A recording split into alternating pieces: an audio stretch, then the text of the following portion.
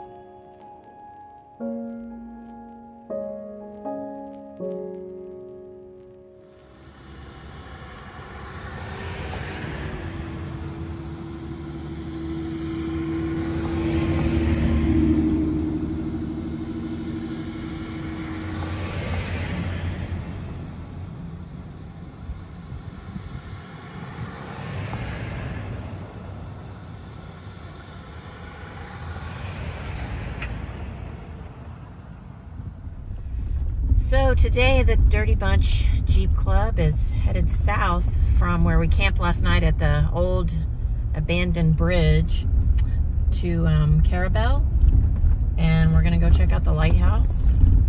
Everybody had a good night's sleep. It was so quiet and peaceful. The skies were clear. We could see all the pretty stars, Orion's belt and all that. That was really cool. We had a simple dinner because everybody was rolling into camp at different times. And then we had a good breakfast this morning with steak and eggs and banana bread and hash browns and all that good stuff. And then we packed up and now we're headed south. So come right back.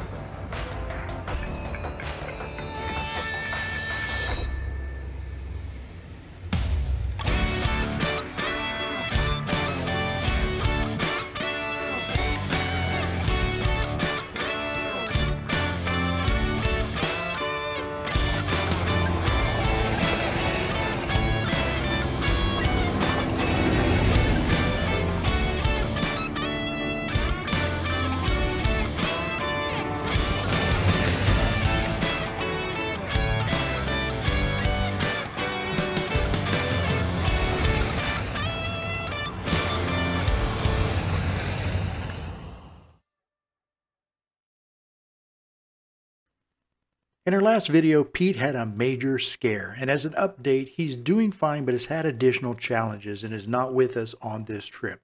On the way home from the last trip, the passenger side axle shaft, wheel, and tire came off the trailer while he was driving. Since then, he switched out the rear axle assembly, but in less than a week after that, his transfer case exploded on him. He managed to get it all fixed and made a trip to Windrock with fellow Dirty Bunchers, Bryant, Jose, Angie, and Nelson. But when he got home, the night before this trip, his son came down with COVID, and he ended up staying home. We expect to have him back with us next month when we make our third trip to explore the Florida Adventure Trail.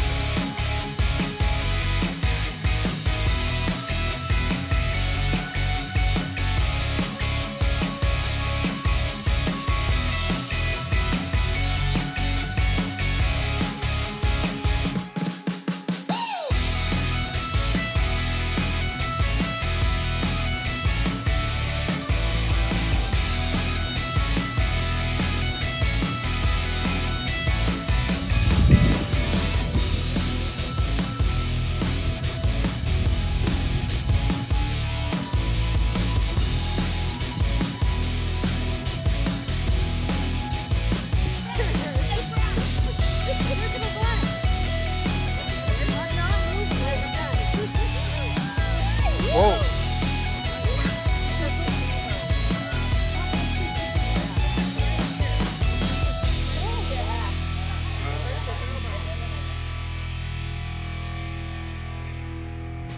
So just east of the Crooked River Lighthouse is this beautiful beach access. It's a public beach access, and it's a great place to just stop. We stopped here today to have lunch. But you'll notice behind me there are the flags that are flying. And that's actually as part of a memorial.